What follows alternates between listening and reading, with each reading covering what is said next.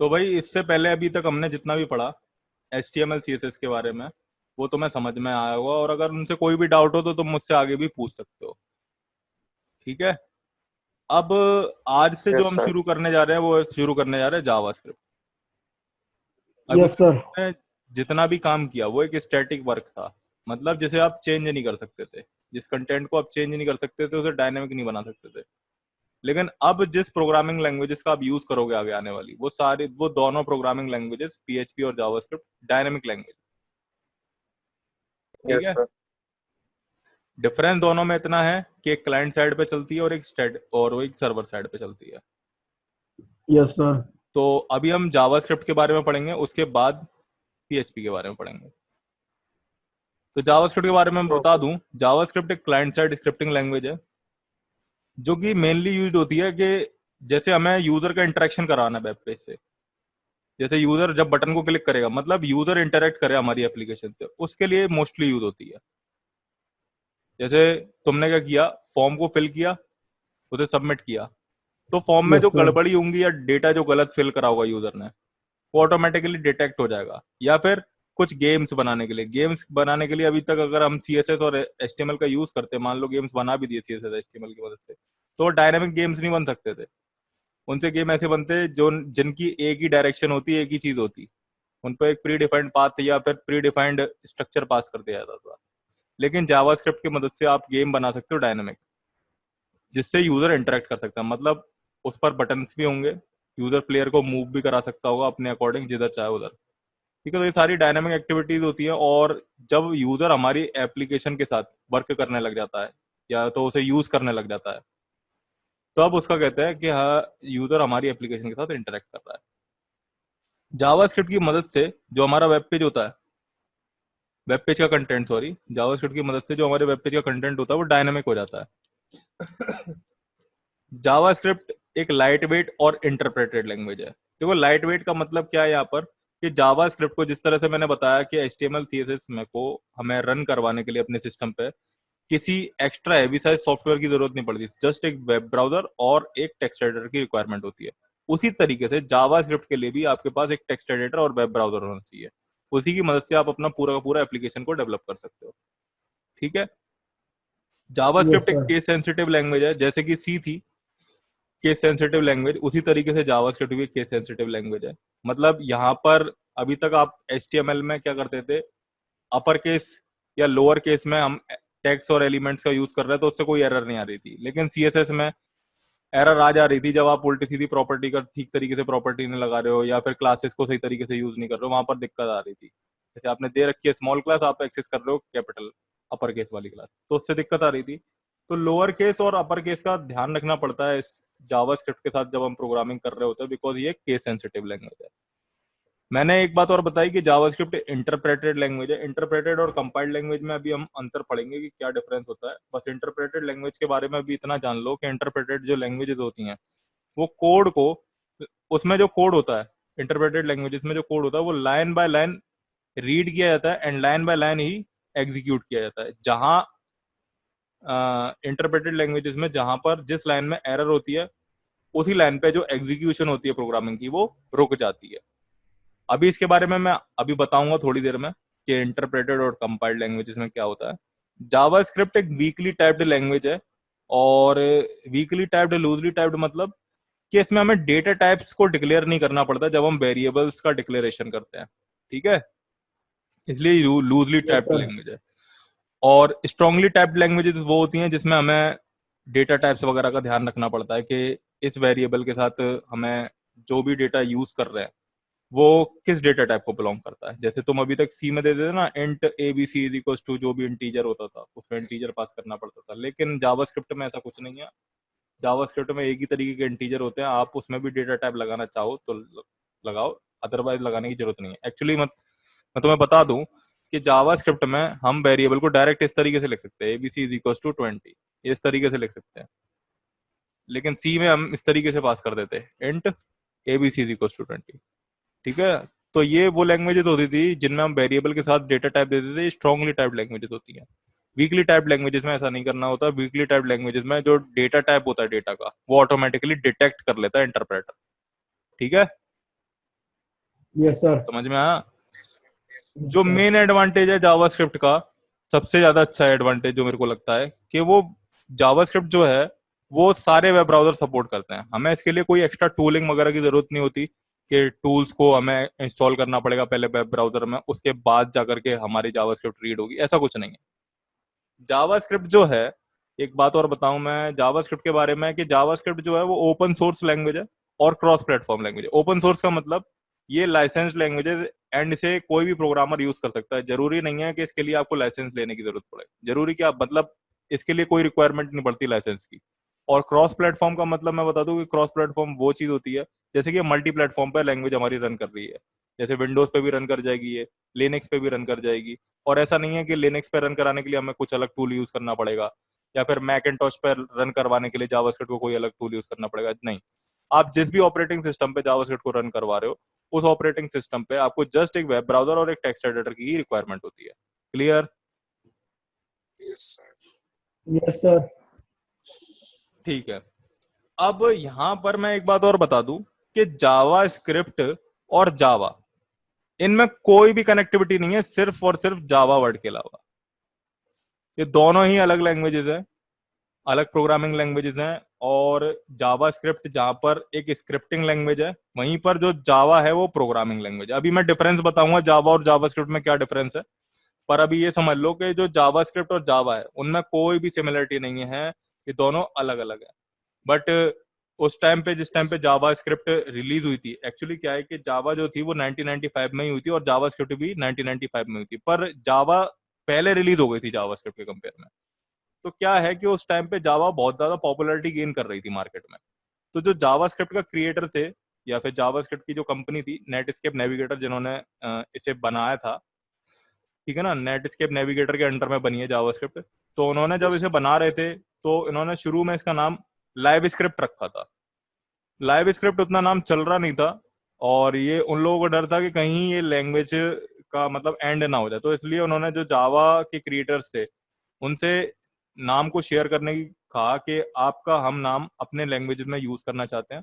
Then इसका नाम जावा script पड़ा। ठीक है, अभी मैं इसकी पूरी हिस्ट्री के बारे में यस सर। बताऊंगा कि क्या था कैसे था। तो जावास्क्रिप्ट को डेवलप करने वाले जो डेवलपर थे उनका नाम ब्रैंडन नाइक था, जिन्होंने 1995 में नेटस्केप के अंडर में जावास्क्रिप्ट को डेवलप किया था।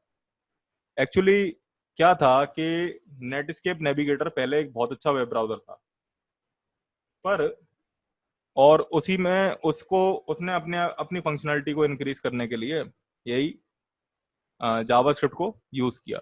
पर बाद में ये इंटरनेट एक्सप्लोरर वगैरह आ गए तो इन्होंने है ना नेटस्केप नेविगेटर को अच्छा सा मार्केट डाउन कर दिया इनका। क्योंकि उस टाइम पे नेटस्केप नेविगेटर के कंपेयर में जो इंटरनेट एक्सप्लोरर था वो काफी सारा फीचर्ड प्रोडक्ट था उस समय। चलो हम आगे पढ़ते हैं यस कि सर। क्या क्या क्या होता है। बस ये जान लो कि जावास्क्रिप्ट जो है आज के टाइम में काफी सारे नामों से जानी जाती है, लेकिन उसका जो स्टैंडर्ड नाम है वो है एक्मा स्क्रिप्ट। एक जावास्क्रिप्ट मिनट। का जो स्टैंडर्ड नाम है वो है एक्मा स्क्रिप्ट। अब एक्मा क्या है? एक्मा एक स्टैंडर्ड स्पेसिफिकेशन है जिसके अंडर में जावास्क्रिप्ट रन करती है।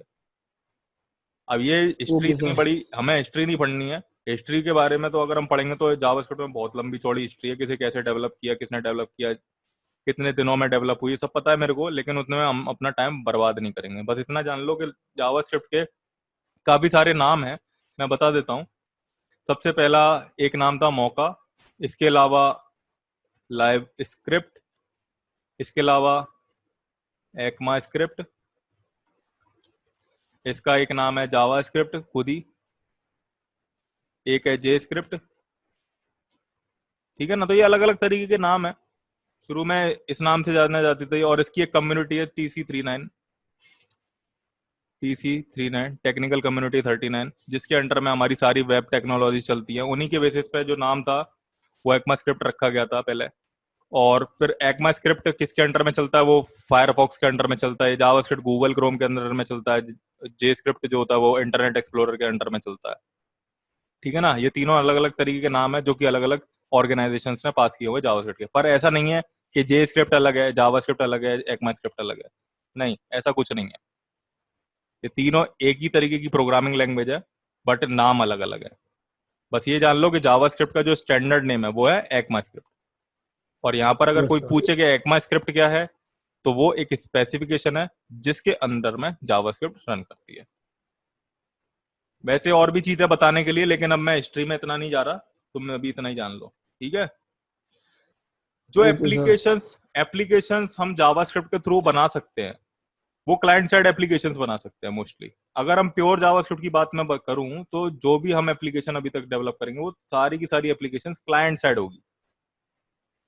और मैं एक बात और बता दूं कि अभी मैं जितनी भी बात कर रहा हूं टिल ES5 कर रहा हूं, ES5 तक। ES6 से ऊपर जावास्क्रिप्ट में बहुत ज्यादा चेंजेस आ गए हैं, लेकिन ES5 तक की बात कर रहा हूं। और हम इसी कोर्स में ES5 तक ही डिस्कस करेंगे। ES6 के बारे में मैं बहुत ही थोड़ा सा डिस्कशन करूंगा, ठीक है, क्योंकि उधर से उसका सिंटेक्स पूरा चेंज हो गया। तुम्हारी जो ये Okay, जो sir. कोर्स है तुम्हारे, इसमें जो रिक्वायरमेंट है वो ES5 की रिक्वायरमेंट पड़ेगी, ES6 की रिक्वायरमेंट नहीं पड़ेगी।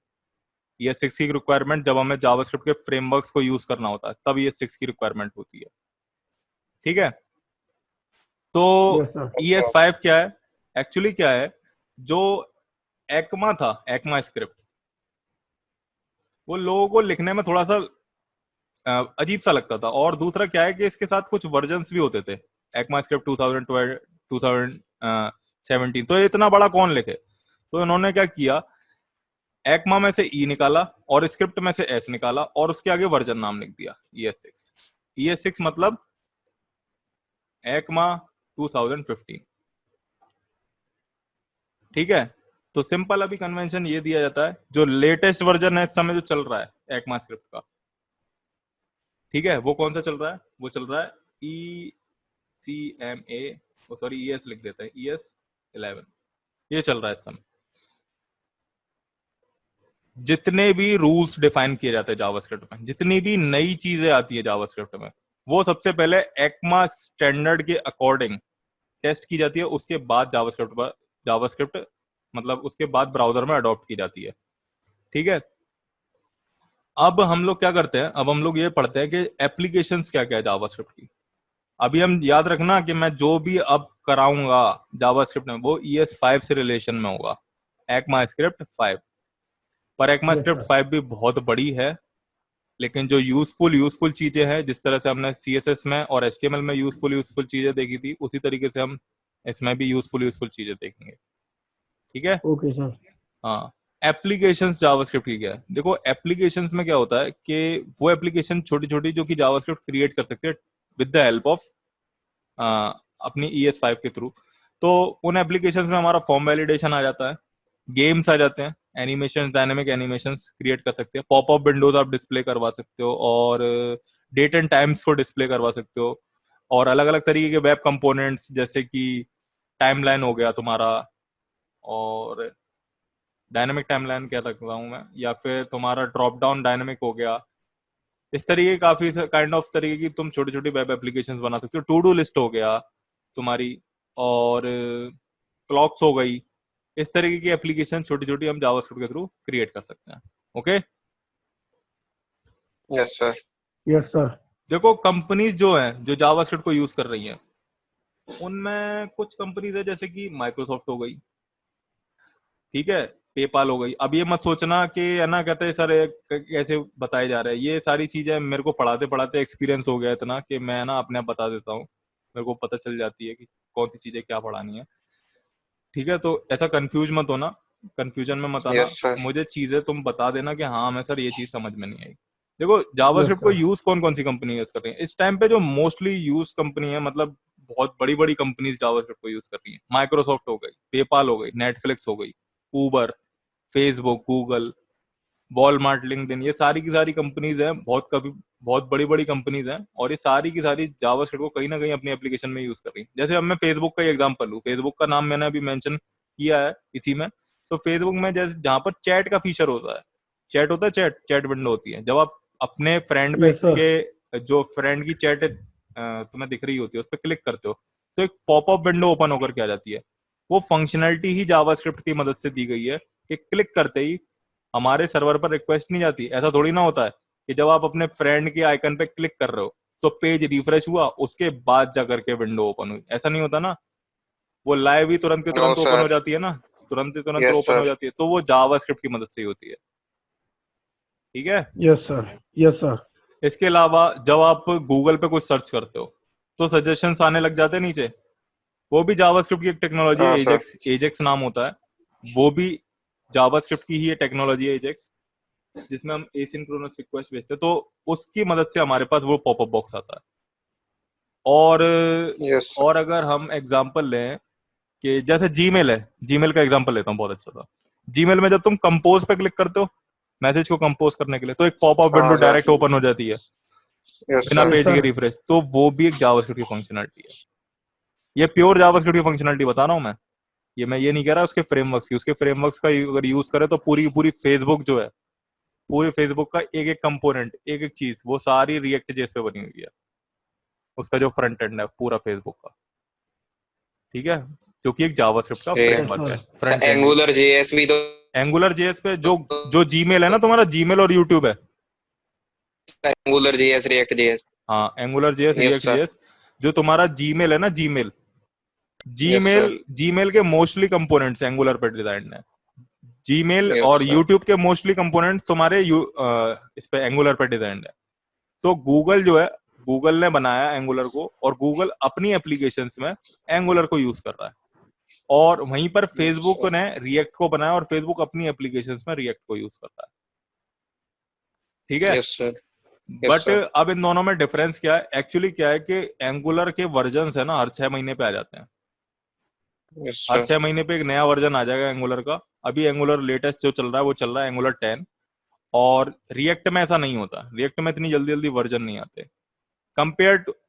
और मैं एक डिफरेंस और बताऊं कि जहां पर एंगुलर जो है वो एक पूरा का पूरा फ्रेमवर्क है, रिएक्ट एक फ्रेमवर्क नहीं है, रिएक्ट एक लाइब्रेरी है छोटी सी, इसलिए उसे समझने में थोड़ा कम टाइम लगता है कंपेयर टू एंगुलर, ठीक है। Yes, sir. हाँ, तो ये तो समझ में आ गया कौन कौन सी कंपनीज यूज कर रही है जावास्क्रिप्ट, यस सर। Yes, ठीक है। sir. अब मैं तुम्हें बताता हूँ इंटरप्रेटेड और कंपाइल्ड लैंग्वेजेस में क्या डिफरेंस होता है, ठीक है। इंटरप्रेटेड लैंग्वेजेस में जो कोड होता है वो लाइन बाय लाइन पढ़ा जाता है, और उसके बाद जो सिंगल सिंगल इंस्ट्रक्शंस होते हैं जो कि यूजर देता है उनको एग्जीक्यूट करते चले जाता है इंटरप्रेटेड लैंग्वेजेस में। कंपाइल्ड लैंग्वेजेस में ऐसा नहीं होता, कंपाइल्ड लैंग्वेजेस में पूरा का पूरा कोड स्कैन किया जाता है या फिर एनालाइज किया जाता है कंपाइलर के थ्रू, और फिर उसे डायरेक्टली मशीन कोड में या फिर हम कह सकते हैं बाइट कोड में कन्वर्ट कर दिया जाता है, और इस बाइट कोड को हमारा प्रोसेसर एग्जीक्यूट कर देता है। मैं एक यस बात सर। और बता दूं, जो प्रोसेसर होता है कंप्यूटर का, वो मशीन कोड या बाइट कोड ही समझेगा, वो बाइनरी कोड नहीं समझेगा, वो इंटरप्रेटेड कोड नहीं समझता है। क्या समझता है वो? सिर्फ और सिर्फ मशीन कोड या बाइट कोड कह सकते हो तुम उसे, यस सर। 0101 वाला, वही समझता है प्रोसेसर। और Yes, sir. कंपाइल्ड लैंग्वेजेस क्या करती है, कोड को डायरेक्टली मशीन कोड में कन्वर्ट कर देती है। कंपाइलर का काम ही होता है, हाँ सर, कंपाइलर का यही काम है। ही होता है मशीन कोड में कन्वर्ट यस करना सर। हमारे कोड को, ठीक है। इंटरप्रेटेड, अब तुम सोच रहे होगे सर इंटरप्रेटेड लैंग्वेजेस में फिर क्या होता है, इंटरप्रेटेड लैंग्वेजेस तो हमारा प्रोसेसर नहीं पढ़ पाता, तो उन्हें कैसे रीड अप कराया जाता है, तो उसके बारे में भी मैं बताऊंगा कि कैसे रीड अप कराया जाता है। पहले हम कंपाइल्ड लैंग्वेजेस और इंटरप्रेटेड लैंग्वेजेस के बारे में पढ़ लें। इंटरप्रेटेड लैंग्वेजेस में क्या होती है, जितनी भी लाइन होती है वो सारी सारी रीड की जाती है, एनालाइज किया जाता है, देन उनके बाद एग्जीक्यूशन होता है। इस वजह से क्या होता है कि अब तुमसे मैं एक चीज पूछता हूँ कि इंटरप्रेटेड लैंग्वेजेस स्लो होती है कि कंपाइल्ड लैंग्वेजेस स्लो होती हैं, बताओ। इंटरप्रेटेड स्लो होती हैं। आवाज नहीं आ रही प्राशुक तुम्हारी, प्राशुक आवाज नहीं आ रही। एक लाइन को रीड करती है तो वही तो स्लो होंगी। ऐसा नहीं होता कि एक लाइन को रीड करती है तो वो स्लो होगी। इंटरप्रेटेड लैंग्वेजेस क्या होती है, डायरेक्ट, तुम एक बार हेलो। बताओ। हेलो, हेलो,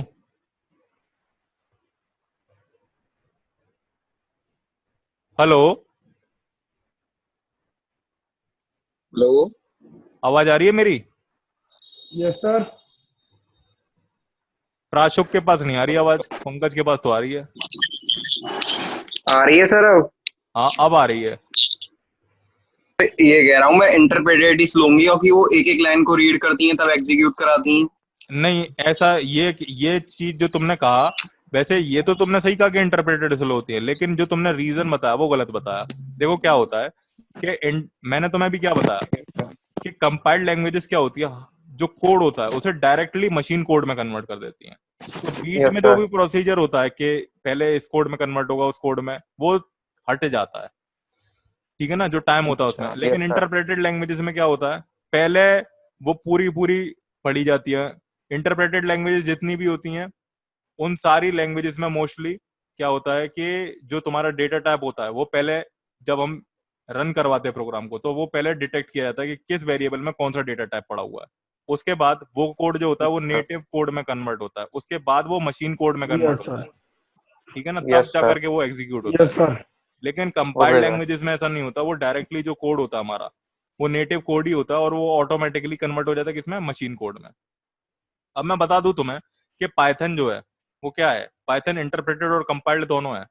लेकिन इंटरप्रेशन जो प्रोसेस होता है, उसका इंटरप्रिटेशन जो प्रोसेस होता है, उसमें सबसे पहले जो हमारा कोड होता है वो कन्वर्ट किसमें होता है, बाइनरी कोड में।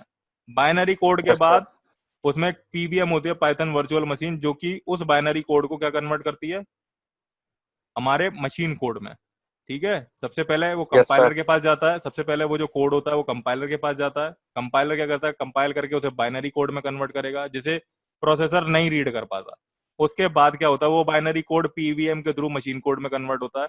और ये एक बहुत ही लंबा प्रोसीजर होता है, हो जाता है, जिस वजह से पाइथन स्लो है, ठीक है। Yes, sir. Yes, sir. हाँ, जावा के कंपेयर में पाइथन स्लो है, यही एक रीजन है, क्योंकि जावा में इतना लंबा प्रोसीजर नहीं होता। जावा में डायरेक्ट वो जो कोड होता है वो डायरेक्टली कन्वर्ट हो जाता है मशीन कोड में, इसलिए जावा पाइथन के कंपेयर में फास्ट है। पर बात हम यहाँ पर जावा स्क्रिप्ट की कर रहे हैं, तो जावा स्क्रिप्ट जो है वो भी स्लो है, ठीक है ना, ऐसी बात नहीं है, वो भी स्लो है कंपेयर Yes, टू sir. जावा। क्या कह रहे थे तुम, कुछ कह रहे थे? No, sir. हाँ, तो अब हम एक बात और मैं बता देता हूँ कि जो इंटरप्रेटेड लैंग्वेजेस है उनमें जावास्क्रिप्ट आती है, तुम्हारी पीएचपी आती है, और जो कंपाइल्ड लैंग्वेजेस हैं वो सी प्लस प्लस आती है। पर अब तुम्हें ये तो पता चल गया ना कि इंटरप्रेटेड लैंग्वेजेस क्यों स्लो होती है, क्योंकि उनमें लंबा प्रोसीजर नहीं होता। हाँ, ओ sir. सॉरी, उनमें लंबा लंबा प्रोसीजर होता है, होता है, लंबा उनमें होता है. प्रोसीजर जो होता है वो काफी ज्यादा लंबा होता है, जिस वजह से Yes, कोड को sir. एग्जीक्यूट होने में टाइम लगता है। लेकिन कंपाइल्ड लैंग्वेजेस में ऐसा नहीं होता। अब मैं एक बात और बताऊं कि जो इंटरप्रेटेड लैंग्वेजेस और कंपाइल्ड लैंग्वेजेस में क्या डिफरेंस है। देखो क्या होता है कि इंटरप्रेटेड लैंग्वेजेस मोस्टली होती हैं जो, उनमें हमारी एक बाइनरी फाइल नहीं बनती है, लेकिन कंपाइल्ड लैंग्वेजेस में हमारी एक फाइल जरूर बनेगी, ठीक Yes, है। sir. जब Yes, sir. आप सी का प्रोग्राम एग्जीक्यूट करवाते हो तो उसमें एक फाइल एक्स्ट्रा बनती है कि नहीं बनती है, लेकिन हाँ, जावास्क्रिप्ट sir. में नहीं बनती है. बनेगी Yes, तुम्हारी sir. फाइल, और ना ही पाइथन में बनती है तुम्हारी फाइल, और direct Yes, code sir. Yes, execute sir. हो जाता है, ठीक है। Okay, clear? sir. Yes, sir. हम्म। इसके बाद हमारी client side versus server side scripting language आती है। अब क्लाइंट साइड और सर्वर साइड में तुम्हें नाम से ही पता चल रहा होगा। क्लाइंट साइड मतलब जो क्लाइंट पर रन कर रही है, क्लाइंट के साइड पे। सर्वर साइड मतलब जो सर्वर के साइड पर रन कर रही है, ठीक Yes, है। sir. Yes, sir. अब मैं तुम्हें एक बात बताऊं, देखो क्लाइंट साइड कौन सी लैंग्वेज होगी, जैसे ब्राउजर पे जो रन कर रही है तुम्हारी, ये हम अब उससे बाहर निकल आओ, कंपाइलर और इंटरप्रेटर से बाहर निकल आओ ये चीजें। अब हम इसे करते हैं कि जो रन कर रही है, जिसपे हमारे ब्राउजर पर रन कर रही है, तो जो Yes, हमारा sir. ब्राउजर है वो किस पर चल रहा है। अब ये मान लो कि ये गूगल क्रोम मैंने ओपन किया अपने पे, ठीक है, ये यहाँ पर। तो क्या है कि ये जो गूगल क्रोम है ये मेरे पे ही तो चल रहा है, या फिर मैं फायरफॉक्स ओपन Yes, कर sir. रहा हूँ, तो फायरफॉक्स किस पे है, मेरी सिस्टम पे तो रन कर रहा Client है पे. Yes, Yes, sir. sir. है ना। तुम्हारे सिस्टम पे तो रन नहीं कर रहा ना। लेकिन तुम यहाँ से फेसबुक, अगर मैं अपने अकाउंट का पासवर्ड और आईडी बता दूं तो तुम यहाँ से फेसबुक ओपन कर लोगे, तो वो मैं अपने सिस्टम पे भी चला सकता हूँ, तुम अपने सिस्टम पे भी चला सकते हो, और पंकज अपने सिस्टम पे भी चला Yes, सकते sir. हैं। तो Yes, Facebook sir. Facebook server पर चल रही है, लेकिन Yes, client sir. Side applications क्या होती है, मेरे एक सिस्टम पे चल सकती है, पर्सनल सिस्टम पे, ठीक है, जो कि Yes, क्लाइंट Okay, sir. के। sir. अब उस हिसाब से जो क्लाइंट साइड लैंग्वेजेस होती हैं, जो सिस्टम, जो हमारे सिस्टम पर चल रही है लैंग्वेज, वो क्या है, क्लाइंट साइड लैंग्वेज। और जो सर्वर पर चल रही है वो क्या है, सर्वर साइड लैंग्वेज। तो पीएचपी क्या है, पीएचपी सर्वर पर चलती है, और जावास्क्रिप्ट क्या है, क्लाइंट पे चलती है, मतलब हमारे ब्राउजर पे। हमारा ब्राउजर एक क्लाइंट सॉफ्टवेयर है, ठीक है। Yes, sir. Yes, sir. इधर ही Yes, जावास्क्रिप्ट रन sir. होगी और इधर ही एग्जीक्यूट होगी, ओके। Yes, sir. हम्म। Yes, sir. Okay. अब इसके अलावा मैं बताता हूँ, जो हमारा सोर्स कोड होता है क्लाइंट साइड स्क्रिप्टिंग लैंग्वेज का, जैसे मान लो कि ये जो HTML का कोड था, मान लो कि मैंने क्या किया, मैं इस बार एक कोड लिख देता हूँ छोटा सा HTML का, पैराग्राफ लिखा और लॉरेम 100 लिख दिया, सेव कर लिया, इसे एग्जीक्यूट करा देते हैं।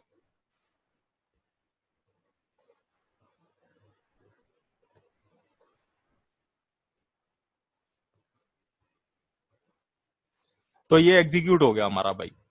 तो ये जो कोड एग्जीक्यूट होकर के आया, ये क्लाइंट साइड लैंग्वेज के थ्रू होकर के आया यहाँ पर। क्यों, कैसे पता चला मुझे? क्योंकि जितनी भी क्लाइंट साइड लैंग्वेजेस होंगी, उनके जितने भी कोड होंगे वो तुम्हें इस ब्राउजर में ही दिख जाएंगे। जैसे मैंने क्या किया, मैं यहाँ पर राइट क्लिक करता हूँ, व्यू पेज सोर्स दिख रहा है, व्यू पेज सोर्स करके तुम्हारे पास ये जितना भी Yes, कोड आ sir. रहा है, ये जितना भी कोड आ रहा है, ये जितना भी, ये क्लाइंट साइड लैंग्वेज का कोड है। इसमें सर्वर साइड लैंग्वेज का एक भी पार्ट नहीं है, ठीक है? Yes. Yes, sir. Yes, हाँ, sir. तो जो भी कोड तुम्हें व्यू पेज सोर्स करके दिखता है जिस भी लैंग्वेज का, समझ जाओ कि वो सारी लैंग्वेजेस जो है वो क्लाइंट साइड लैंग्वेज है, Client. Yes, sir. ठीक है? अब Yes, sir. एक चीज और मैं बताता हूँ कि क्लाइंट साइड जो होती है ना लैंग्वेजेस, वो डेटाबेस से कनेक्ट नहीं होती हैं। डेटाबेस से हमेशा सर्वर साइड लैंग्वेज ही कनेक्ट होगी। डेटाबेस से तुम्हारी क्लाइंट साइड लैंग्वेज नहीं कनेक्ट होगी, क्योंकि क्या है, ये क्लाइंट पे चल रही है और डेटाबेस हमारा कहाँ होता है, सर्वर पे होता है हमेशा। तो सर्वर से डेटाबेस को कनेक्ट करने वाली सर्वर साइड लैंग्वेजेस होती है। डेटाबेस और डेटाबेस कनेक्टिविटी के बारे में जब हम पीएचपी पढ़ेंगे तब मैं बताऊंगा, ठीक है? Yes, sir. Yes, Yes, sir. sir. Client side का कोड हमें दिखता नहीं है, और दूसरी बात मैंने बताया, क्लाइंट साइड जो होती है वो ब्राउजर पर एग्जीक्यूट होती है, ठीक है? Okay, Okay, sir. Yes, sir. हाँ। Okay, sir. अब मैं एक बात और बताऊं कि एक चीज और रह गई, हाँ, कि क्लाइंट साइड जो होती हैं लैंग्वेजेस, वो हमारे फाइल सिस्टम को एक्सेस नहीं कर सकती। फाइल सिस्टम मतलब ये कि तुम कभी कभार फाइल को ओपन कर लेते हो, फिर उसे रीड कर लेते हो, उसे राइट कर लेते हो। हाँ, sir. सी हाँ, के थ्रू sir. भी हो सकता है ऐसा, पाइथन के थ्रू भी हो सकता है, जावा के थ्रू भी हो सकता है। बिकॉज ये तीनों क्या है, तीनों सर्वर साइड पे भी काम कर सकते हैं। सी भी सर्वर साइड पे लग सकती है, और जावा भी लग सकती है, और तुम्हारी पाइथन भी लग सकती है, लेकिन जावा स्क्रिप्ट तुम्हारी सर्वर साइड पे नहीं लगेगी। जावा स्क्रिप्ट, Yes, sir. मैं सिर्फ और सिर्फ जावा स्क्रिप्ट की बात कर रहा हूँ, मैं नोड जेएस की बात नहीं कर रहा। नोड जेएस सर्वर पर रन कर जाती है, Yes, sir. लेकिन जावा स्क्रिप्ट जो होगी प्योर, वो रन नहीं करेगी सर्वर पर। इसलिए जो लैंग्वेजेस क्लाइंट साइड होती हैं वो हमारे फाइल सिस्टम को एक्सेस नहीं कर सकती, मतलब उसके थ्रू हम फाइल को ओपन नहीं कर सकते, रीड नहीं कर सकते, राइट नहीं कर सकते। लेकिन सर्वर साइड लैंग्वेजेस में ऐसा होता है, हम सर्वर साइड लैंग्वेजेस के थ्रू फाइल सिस्टम को एक्सेस कर सकते हैं, मतलब फाइल हैंडलिंग जो प्रोसीजर होता है उसे कर सकते हैं। फाइल हैंडलिंग तो पढ़ा होगा ना, हाँ, फाइल sir. हैंडलिंग हम, File handling. हाँ, फाइल हैंडलिंग हम सर्वर साइड लैंग्वेजेस के साथ ही Yes, कर sir. सकते हैं, क्लाइंट साइड लैंग्वेजेस के साथ नहीं कर सकते। हाँ, sir. क्लाइंट साइड लैंग्वेजेस के मैं एग्जांपल बता दूं, मोस्टली जैसे जावा स्क्रिप्ट हो गया, विजुअल बेसिक स्क्रिप्ट हो गया, ये दोनों एग्जांपल Yes, है sir. क्लाइंट साइड के। विजुअल बेसिक स्क्रिप्ट भी एक स्क्रिप्टिंग लैंग्वेज है जो कि माइक्रोसॉफ्ट ने डेवलप की है, और क्या है, बट ये इतने पॉपुलैरिटी गेन क्यों नहीं कर पाई, क्योंकि क्या है कि ये ओपन सोर्स नहीं है, इसके लिए हमें लाइसेंस लेना पड़ता है, जिस वजह से ये इतनी पॉपुलैरिटी गेन नहीं कर पाई। और दूसरा क्या है कि माइक्रोसॉफ्ट के प्रोडक्ट्स पे ये रन करती है मोस्टली, ठीक है? Yes, sir. Yes, sir. अभी समझ में आया?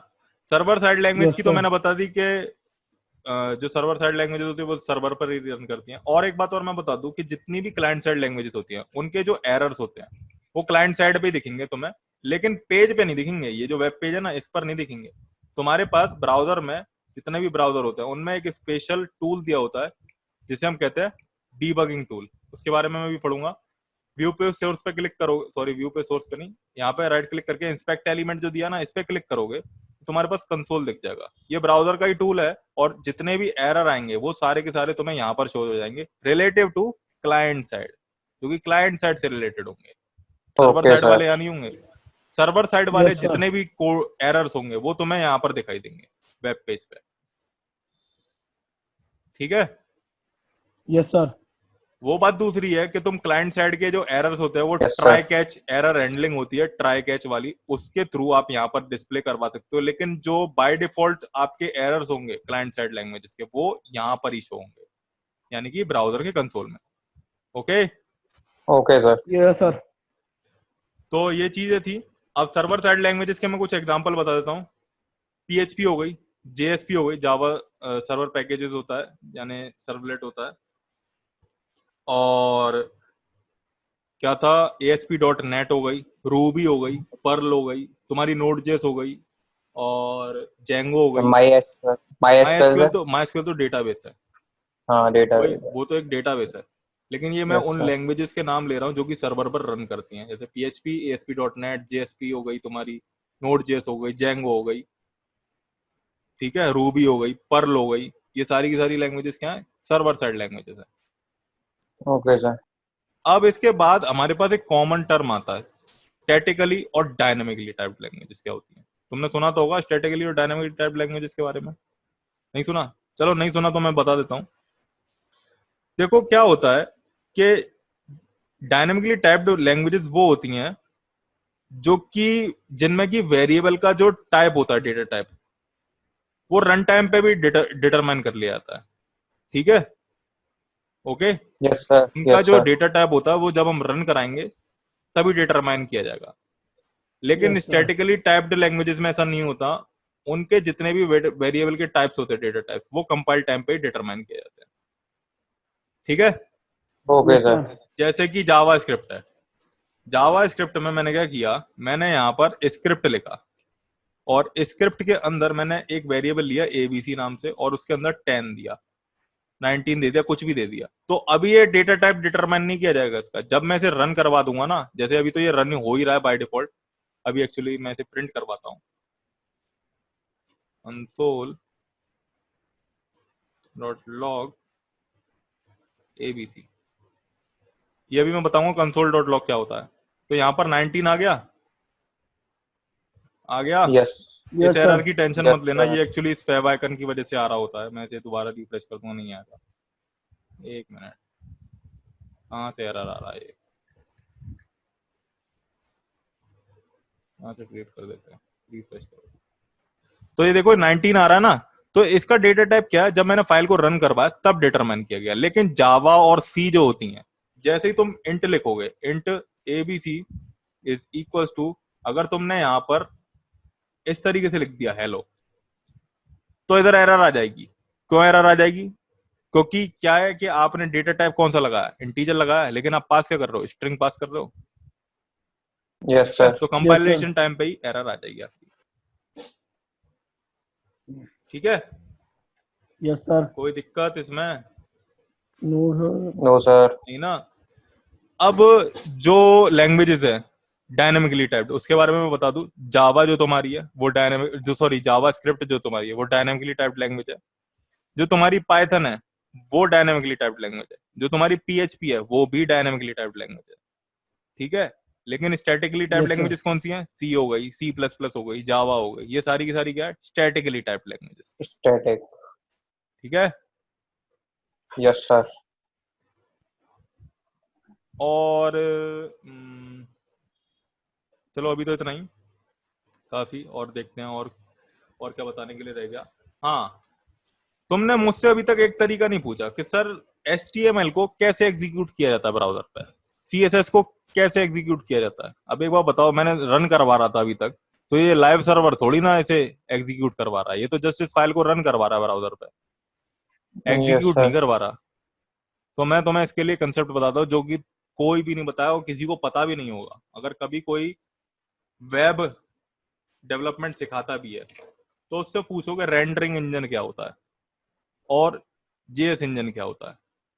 अगर वो यस बहुत ही सर। अच्छी तरीके से उसे Yes, चीजें sir. पता होगी तो वो बता देगा, नहीं तो मोस्टली लोग इसका आंसर नहीं दे पाते। एक्चुअली क्या होता है कि ब्राउजर जो होता है, ये जो हमारा ब्राउजर है, जितने भी ब्राउजर्स होते हैं उनमें दो तरीके के इंजन होते हैं। मैं यहाँ पर ही एक्सप्लेन कर देता हूँ उन्हें। जो हमारा ब्राउजर होता है उसमें दो तरीके के इंजन होते हैं, जिसे कहते हैं एक होता है रेंडरिंग इंजन, जिसे हम लेआउट इंजन भी कहते हैं, और या फिर हम कह सकते हैं ब्राउजर इंजन, ठीक है।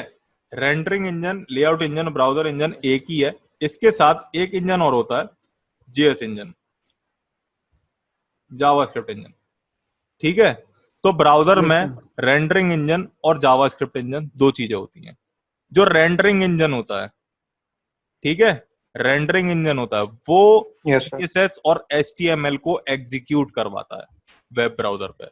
और जो जावास्क्रिप्ट इंजन होता है, JS इंजन, वो जावास्क्रिप्ट को एग्जीक्यूट करवाता है ब्राउजर पे। अब मैं रेंडरिंग इंजन के बारे में बताता हूँ। जो तुम गूगल क्रोम यूज कर रहे हो, रेंडरिंग इंजन उसमें यूज हो रहा है ब्लिंक। और जो तुम मोजिला फायरफॉक्स यूज कर रहे हो, उसमें जो रेंडरिंग इंजन हो रहा है उसका नाम है गेको। स्पेलिंग लिख देता हूँ। जो तुम रेंडरिंग इंजन गूगल क्रोम में यूज कर रहे हो वो है ब्लिंक। और गूगल क्रोम की बात करें तो, और जो तुम फायरफॉक्स में यूज करते हो, ठीक है ना, वो कौन सा है? और जो तुम एप्पल के सफारी की ले लें, वो कौन सा यूज करता है? वेबकिट। ठीक है, जो रेंडरिंग इंजन है। Yes, अब इस sir. रेंडरिंग इंजन के अंदर क्या Yes, होता sir. है? इस रेंडरिंग इंजन के अंदर भी दो चीजें होती हैं। रेंडरिंग इंजन के अंदर दो चीजें होती हैं। एक होती है तुम्हारा डॉम इंटरप्रेटर, और एक होता है तुम्हारा सीएसएस इंटरप्रेटर। डॉम इंटरप्रेटर तुम्हारा एचटीएमएल को एग्जीक्यूट करवाता है, और सीएसएस इंटरप्रेटर तुम्हारी सीएसएस की वजह से स्टाइलिंग करता है। और इसके साथ हमारा लगा होता है जेएस इंजन, जो कि जावास्क्रिप्ट को एग्जीक्यूट करवाता है। ठीक है, तो ये ओवरऑल ये चीजें होती हैं एक ब्राउजर के अंदर, जिसकी मदद से हमारी एचटीएमएल सीएसएस और जावास्क्रिप्ट एग्जीक्यूट होती है। समझ में Yes, आया? sir. Yes. ये इसका आंसर बहुत ही कम लोग दे पाएंगे। इस चीज का आंसर कोई देता ही नहीं है, क्योंकि उन लोगों को पता नहीं होती है कि क्या होता है। जावास्क्रिप्ट इंजन तो बता देंगे लोग, लेकिन रेंडरिंग इंजन क्या होता है, इसके अंदर क्या लगा होता है, ये चीज कोई नहीं बताएगा तुमको। ठीक है, अब मैं एक बार Yes, sir. बताता हूँ कि जावास्क्रिप्ट इंजन का काम क्या होता है। जावास्क्रिप्ट के इंजन का काम ये होता है कि वो हमारी जो फाइल होती है, जैसे ये तुम्हारी फाइल है index.html, इसके अंदर जो स्क्रिप्ट स्टैक के अंदर तुमने जावास्क्रिप्ट लिखी होगी, उसे उठाएगा और उसे ब्राउजर को देगा। ठीक है, okay. Yes, sir. Yes, sir. मतलब मैं कह सकता हूं कि ये जो ह्यूमन रीडेबल कोड होता है, ये जो तुम्हारा, ये जो तुम कर रहे हो, इसे तो तुम रीड कर सकते हो। 0101 को कैसे कर सकते हो? ठीक है ना, इसको क्या Yes, sir. करता है, वो बाइट कोड में कन्वर्ट कर देता है Yes, sir. JavaScript engine. Okay, Okay. Sir. Okay, sir. अब हम लोग इसमें पढ़ते हैं जावास्क्रिप्ट वर्क कैसे करती है। ठीक है, अब ये पढ़ते हैं जावास्क्रिप्ट कैसे वर्क करती है। देखो, जावास्क्रिप्ट सिंपल तरीका है जावास्क्रिप्ट का। जावास्क्रिप्ट की फाइल हम एक टेक्स्ट एडिटर में लिख देते हैं, और उसे एग्जीक्यूट Yes, कौन sir. करवाता है? ब्राउजर। ठीक है, Yes, sir. Yes, अरे sir. बताओ तो सही। Yes, जावास्क्रिप्ट की sir. फाइल हम एक टेक्स्ट एडिटर में लिख करके सेव कर लेते हैं, और उसे एग्जीक्यूट किस पे करवाते हैं? ब्राउजर। Browser. ब्राउजर में क्या होता है? हमारे पास जेएस इंजन होता है। ठीक है, अब जेएस Yes, इंजन में sir. क्या होता है? जेएस इंजन के अंदर भी बता रहा हूं मैं। जेएस इंजन के अंदर एक हमारा इंटरप्रेटर होता है, और एक जस्ट इन टाइम कंपाइलर होता है।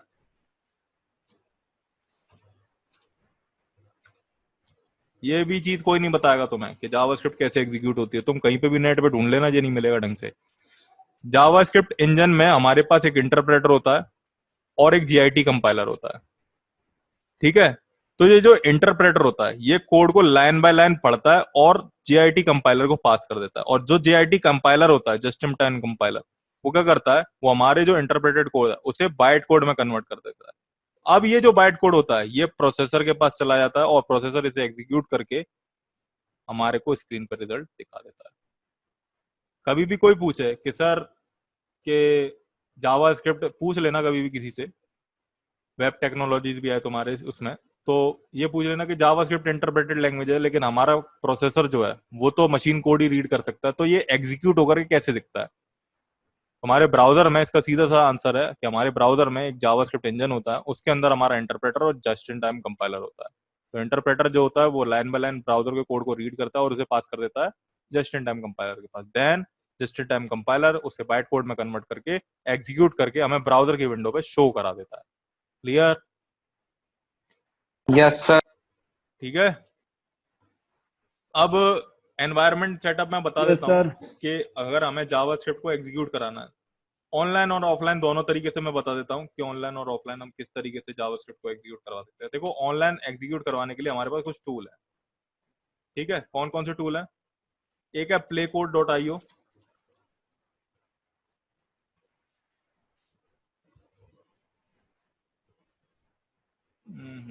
क्या दिक्कत आ रही है?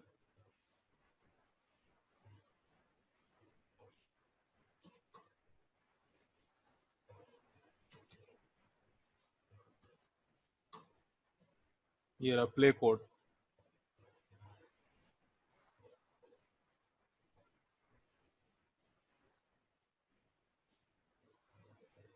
ये है, यहाँ पर हम अपनी जावास्क्रिप्ट की फाइल को रन करवा सकते हैं। ये ऑनलाइन तरीके बता रहा हूँ मैं, जो भी बता रहा हूँ। यहाँ Yes, पर sir. तुम इवन रिएक्ट के भी करवा सकते हो। रिएक्ट के लिए 3.js, जेसन वगैरह जो भी चाहो वो कर सकते हो। ठीक है, यहाँ से प्रोजेक्ट क्रिएट कर सकते हो नया। यहाँ पर जावास्क्रिप्ट लिखो, script.js।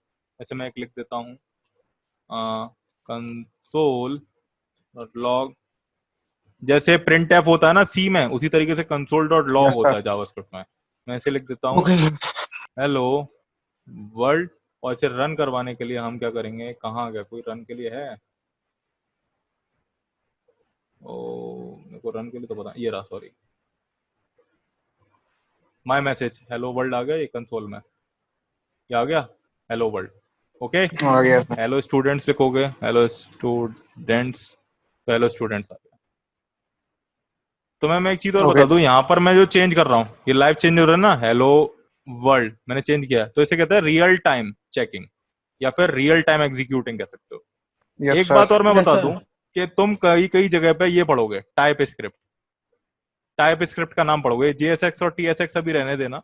टाइप स्क्रिप्ट के बारे में बता दो, जेएसएक्स रिएक्ट में यूज होता है, टीएसएक्स भी रिएक्ट में यूज होता है। ये दोनों एक्सटेंशन है, फाइल एक्सटेंशन रिएक्ट जेएस के। जैसे जावास्क्रिप्ट का फाइल एक्सटेंशन है ना जेएस, उसी तरीके से जावा जो रिएक्ट की फाइल होती है उनका जो एक्सटेंशन है फाइल, वो जेएस भी है, वो जेएसएक्स भी है, वो टीएसएक्स भी है। ठीक है। टाइप स्क्रिप्ट क्या होती है? कॉपी स्क्रिप्ट की भी Yes, बात होती है, sir. लेकिन कॉपी स्क्रिप्ट अब यूज नहीं होती।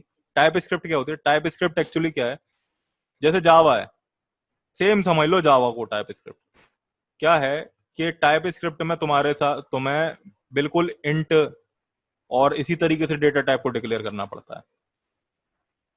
ठीक है, Yes, sir. एक तरीके से तुम कह सकते हो super set of type JavaScript is known as TypeScript. चलो टाइप स्क्रिप्ट नहीं पढ़ रहे हम, लेकिन यहाँ पर ऑप्शन देखा तो मैंने तुम्हें बता दिया टाइप स्क्रिप्ट, जेएसएक्स वगैरह क्या होता है। कॉपी स्क्रिप्ट क्या होता है, जैसे क्या होता है, सिंटैक्टिक शुगर का बारे में बताना पड़ेगा मुझे। जैसे समझ लो कि तुम्हारे पास कोई 20 लाइन का कोड है और उसे लिखना है 10 लाइन में। ठीक है, 20 लाइन का कोड है पर उसे मेरे को किस में लिखना है, 10 लाइन में। तो हम उसके लिए एक सिंटैक्टिक शुगर सिंटैक्स यूज करते हैं जो कि स्मॉल कर देता है। अभी जैसे तुम सीएसएस में यूज कर रहे थे ना, कि तुमने काफी Yes, सारे sir. सिलेक्टर्स थे, उनको कॉमा लगा करके सिलेक्ट कर लिया था हाँ sir, हाँ. ना। Yes, और sir. एक तरीका था तुम एक एक करके कर देते। मान लो कि सीएसएस में लूप्स होता, तो फिर लूपिंग होती। लूपिंग की Yes, मदद से sir. हम एक ही सिमिलर क्लासेस को एक ही बार में सिलेक्ट कर सकते थे। तो ऐसी फंक्शनलिटी हमें एक चीज देती है, सीएसएस का प्री प्रोसेसर होता है सास। चलो उसे छोड़ते हैं, बस एक बार जान लो कि कोड को छोटा करने के लिए, जावास्क्रिप्ट के छोटे तरीके से लिखने के लिए हम कॉपी स्क्रिप्ट का यूज करते हैं। ठीक है, Yes, sir. प्ले कोड और डॉट आईओ था। इसके अलावा तुम्हारे पास और भी चीजें, मैं यहाँ पर सर्च करवा देता हूँ। गूगल, ओ, अरे यार डायरेक्ट लिख दो यहाँ पे, जीएस फिडल। जीएस फिडल लो, जीएस फिडल भी है एक आपके पास कोड बैकग्राउंड के लिए। अब ये कनेक्ट क्यों नहीं कर रहा है, ये रहा जेएस फिडल है, जेएस बिन है, बिब नहीं बिन इसे गलती से लिख के बिब, बिन है, जेएस बिन। ठीक है, तो ये सारे के सारे क्या हैं, ये सारे के सारे ऑनलाइन टूल हैं जिनकी मदद से हम जावास्क्रिप्ट को एग्जीक्यूट कर सकते हैं। Yes, sir. ये रहा एक। ठीक है, Yes, sir. जावास्क्रिप्ट लिख दो यहाँ पर, मैंने लिख दिया console, console dot log hello JS. ठीक है, अब इसे रन करवाना है, इसे रन करवाना है, रन विद जेएस, यहाँ पे कर दिया रन। क्यों नहीं रन हुआ? ऑटो रन का भी मैंने फीचर दे रखा है।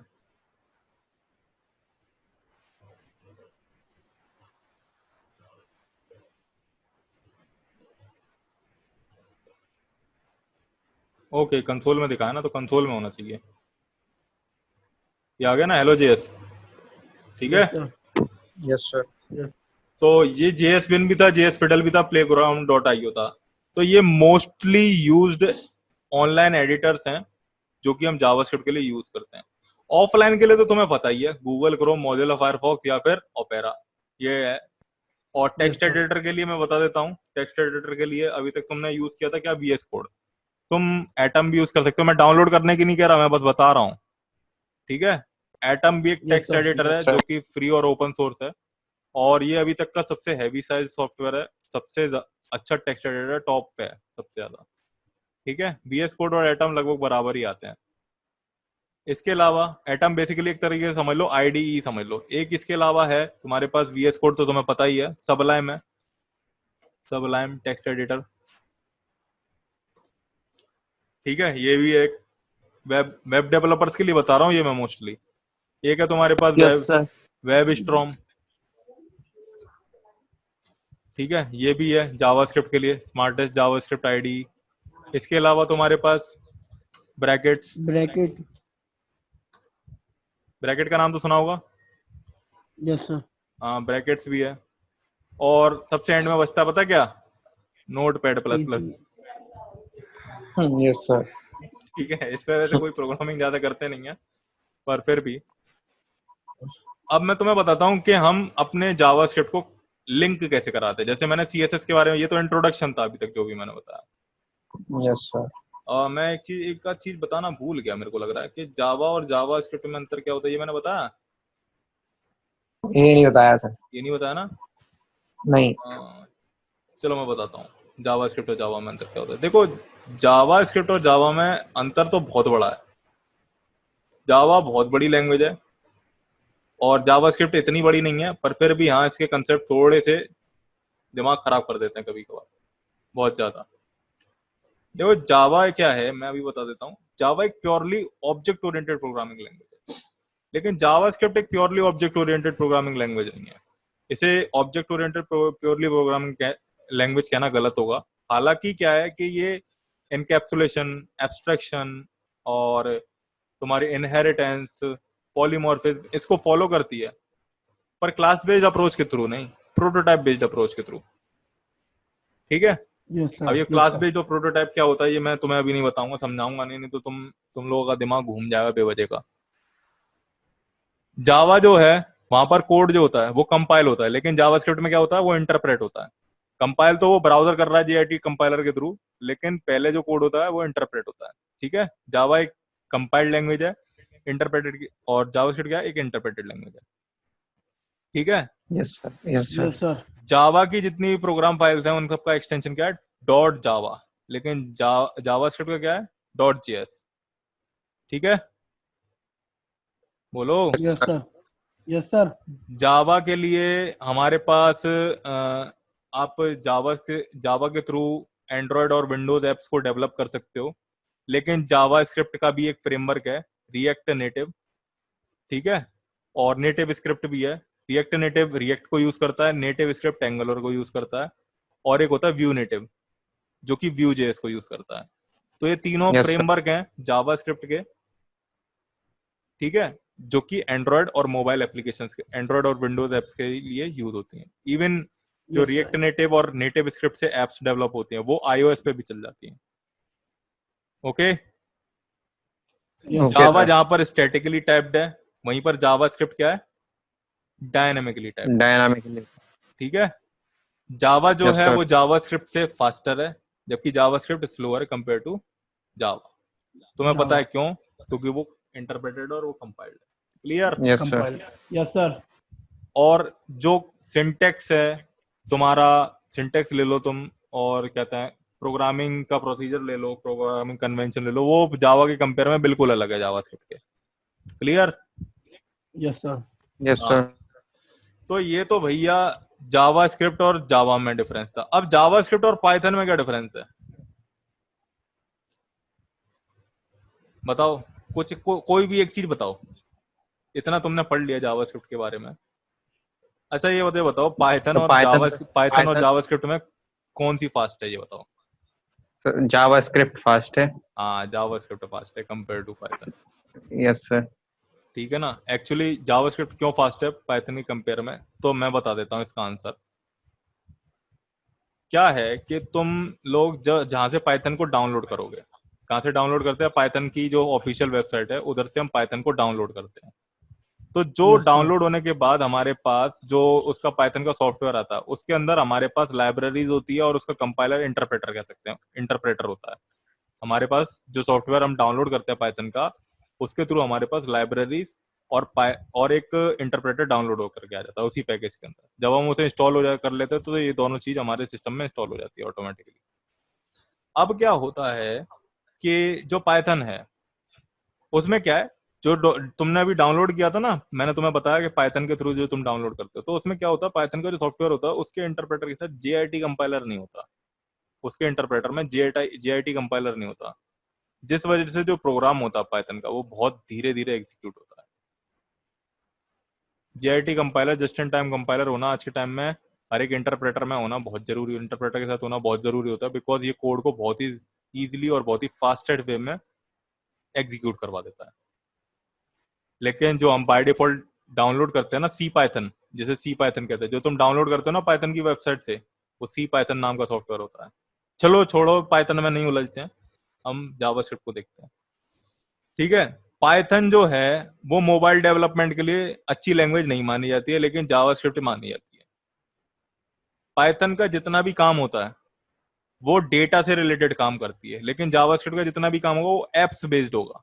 पाइथन में तुम देख सकते हो, तुम्हें सबसे ज्यादा क्या यूज होती है, डेटा एनालिसिस हो गया, वेब स्क्रैपिंग हो गया, मशीन लर्निंग हो गया, डेटा साइंस हो गया, ये मोस्टली चीज है जो कि पाइथन के साथ यूज होती है। लेकिन जावास्क्रिप्ट के साथ क्या, ऐप डेवलपमेंट हो गया, मोबाइल वेब ऐप डेवलपमेंट हो गया, फ्रंट एंड का जितना भी काम हो गया वो जावास्क्रिप्ट संभाल ले। तो ये डिफरेंस है दोनों में। एक और इसके अलावा क्या है कि यहाँ पर क्या होता है कि तुम एक कह सकते हो कि जावास्क्रिप्ट को तुम फ्रंट एंड में यूज कर सकते हो, लेकिन पाइथन को तुम फ्रंट एंड में यूज कर सकते हो प्रोग्रामिंग के लिए, और बैक एंड में भी यूज कर सकते हो।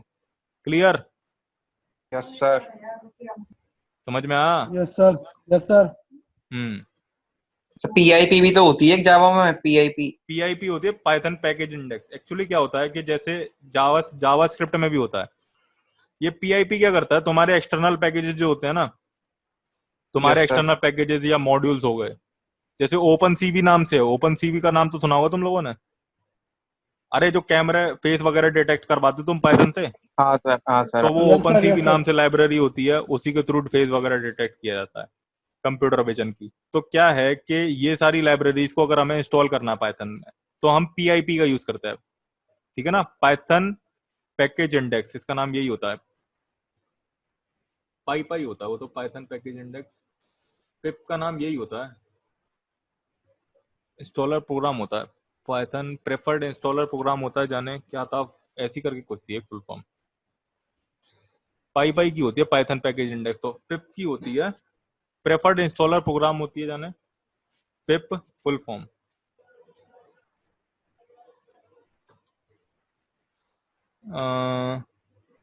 पिप install package, Python package manager, ये तो मैंने बताया। हाँ, प्रेफर इंस्टॉलर प्रोग्राम मैंने बताया ना, प्रेफर इंस्टॉलर प्रोग्राम होता है पिप की फुल फॉर्म। यस। ठीक है। तो Yes, sir. पिप, Yes, sir. जिस तरह से पिप तुम्हारा पाइथन में यूज होता है, जावास्क्रिप्ट में एनपीएम होता है, नोड पैकेज मैनेजर। वो क्या होता है, एक्सटर्नल पैकेजेस को यूज करने के लिए यूज होता है जावास्क्रिप्ट में। तो Yes, ये sir. सारी चीजें थी। अब मैं एक बात और बता देता हूँ, जावास्क्रिप्ट को लिंक कराने के तीन अलग अलग तरीके हैं। एक होती है इनलाइन, ठीक है, एक होती है यस इनलाइन, सर। एक होती है इंटरनल, और एक होती है एक्सटर्नल। External. लेकिन तीनों तरीके से काम करने के लिए हमें स्क्रिप्ट टैग की ही जरूरत होती है। कैसे करेंगे? स्क्रिप्ट में लिया एसआरसी। अगर मैं अभी बता रहा हूँ एक्सटर्नल लिंकिंग कैसे की जाती है, मैंने क्या दिया ए, और जो जावास्क्रिप्ट की फाइल्स होती है उनका एक्सटेंशन होता है डॉट जेएस। तो मैंने फाइल का नाम दे दिया हेलो और एक्सटेंशन डॉट जेएस, सेव कर लिया इसे। ठीक है, यहां पर देखा, यहां पर एक फाइल क्रिएट कर ली हेलो डॉट जेएस। अब मैंने तुम्हें बताया था कि कुछ भी अगर मुझे प्रिंट करवाना है, कहां पर, जावास्क्रिप्ट को देखना चल रही है कि नहीं चल रही है। तो मैं क्या करता हूँ, प्रिंट करवाने के लिए हम console.log यूज करते हैं, console.log। और भी काफी सारे मेथड्स और ऑब्जेक्ट्स होते हैं जिनकी मदद से हम चीजों को प्रिंट करवा सकते हैं अपने वेब ब्राउजर में। यहाँ पे लिख देता हूँ हेलो console, सेव कर लिया मैंने।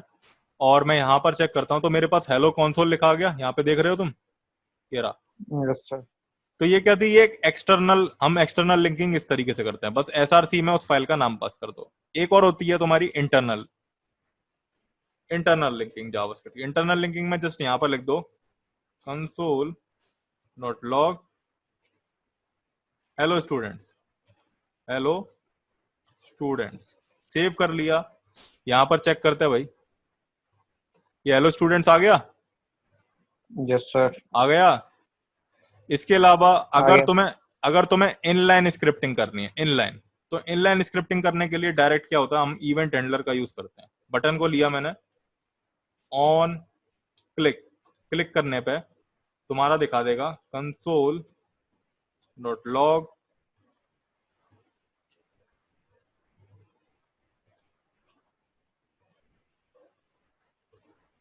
Hello users. यहां पर मैं लिख देता हूं क्लिक मी, सेव कर लिया मैंने। अभी चेक करते हैं भाई, यहाँ पर हमारे पास एक बटन आ गया, लेकिन अभी यहाँ पर कुछ भी नहीं आ रहा है, तुम देख रहे हो यहाँ पे कुछ भी नहीं। जैसे मैं इस पे क्लिक करूंगा ये आ गया हेलो यूजर्स, यस सर। ठीक है। तो ये क्या थी, ये एक तुम्हारी इनलाइन स्क्रिप्टिंग थी। क्लियर। तो ये तीन Clear. तरीके हैं जिनसे हम जावास्क्रिप्ट की फाइल्स को लिंक कराते हैं, या फिर जावास्क्रिप्ट के कोड को इन्हीं तीन तरीके से हम एचटीएमएल के साथ लिखते हैं। एक बात और मैं बता दूं कि कोई ना कोई मार्कअप लैंग्वेजेस या फिर कोई ना कोई मार्कअप लैंग्वेज जावास्क्रिप्ट के साथ होनी चाहिए। तुम hello.js को डायरेक्ट ब्राउजर पर रन नहीं करा सकते, उसके लिए एचटीएमएल के साथ लिंक होना उसका जरूरी है। डायरेक्ट अगर ओके करोगे सर। एरर आ जाएगी, नहीं रीड करेगा ब्राउजर। एचटीएमएल के साथ ही तुम्हें रीड करवानी पड़ेगी। Clear. Yes sir. Yes sir. अब मान लो कि मैंने यहाँ पर क्या किया, एक एसआरसी पास किया, SRC is equal to hello.js। और मैंने क्या किया पता है, अरे यार यहाँ पर स्क्रिप्ट लगाना पड़ेगा, स्क्रिप्ट। और मैंने क्या किया, इस स्क्रिप्ट में से ये डिलीट मारा और यहाँ पर लिख दिया console.log हेलो जावा स्क्रिप्ट यूजर्स, ये लिख दिया मैंने, सेव कर लिया। अभी तुमने hello.js भी लगा रखी है और ये भी लगा रखी है, तुम तो गैस करोगे कौन सा कोड एग्जीक्यूट होगा, बताओ। अरे गैस करने को कह हेलो रहा हूँ। हेलो होगा सर, हेलो.js। hello.js पक्का, देखते हैं भाई। हेलो कंसोल, हाँ ऐसा सर क्यों यही हुआ, होगा, क्योंकि ऐसा वहाँ क्यों पे हुआ, भी। Line by line, yes line sir. By line, हाँ लाइन सर। बाय लाइन हाँ। रीड हुआ स्क्रिप्ट में, जहां यस पर सर। तुम्हारे पास याद रख लेना, आपने स्क्रिप्ट के अंदर भी कोड लिख रखा है और एसआरसी के साथ भी लिख रखा है। तो मैं अभी बता दे रहा हूँ कि एसआरसी वाला कोड रन होगा, ये वाला कोड इग्नोर कर दिया जाएगा।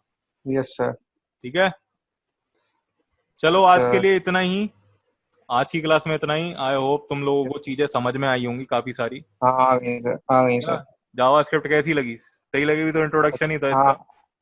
सही है सर अभी इजी तो। है, इतनी ज्यादा कठिन भी नहीं है, सिंपल है। Yes sir. Clear. Yes sir. Yes चलो सर। ठीक है, आज के लिए क्लास में इतना ही थैंक है। और कोई डाउट आज की क्लास में नहीं नो सर। सर। नहीं है? Thank you know sir. चलो चलो ठीक है, thank you sir. Okay thank you sir. Okay.